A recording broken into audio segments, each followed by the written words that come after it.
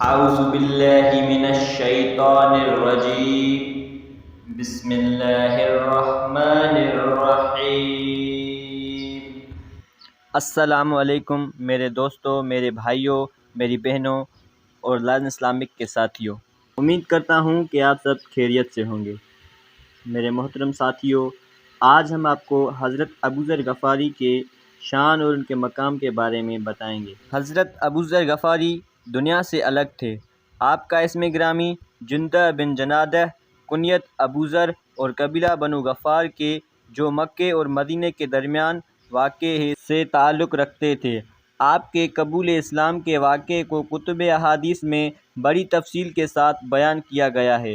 آپ رضی اللہ تعالیٰ عنہ کے بھائی مکہ مکرمہ گئے۔ حضرت محمد صلی اللہ علیہ وآلہ وسلم کی بعثت کی خبر سن کر پلٹے اور حضرت ابوذر کو آگاہ کیا تو آپ مکہ مکرمہ تشریف لے گئے اور نبی اکرم صلی اللہ علیہ وآلہ وسلم کی محفل پاک میں بیٹھے اور ایمان افروز گفتگو سماعت کی اور اسلام قبول فرما لیا۔ واپس قبیلہ بنو غفار تشریف لائے اور وہاں سے گزرنے والے قافلوں کو اسلام کی دعوت دینا شروع کر دی اور اسلام کی روشن تعلیمات سے روشناس کرواتے۔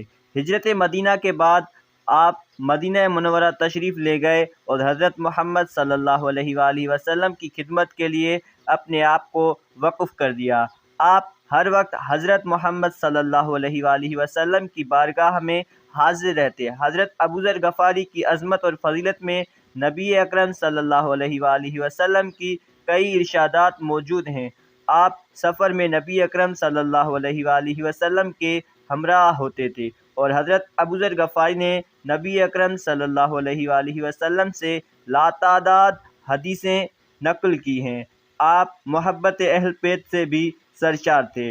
حضرت محمد صلی اللہ علیہ وآلہ وسلم کی پیشن گوئی کے مطابق آپ کا وصال ضبطہ کے مقام پر ہوا اور آپ کی قبر بھی ضبطہ کے مقام پر ہی موجود ہے۔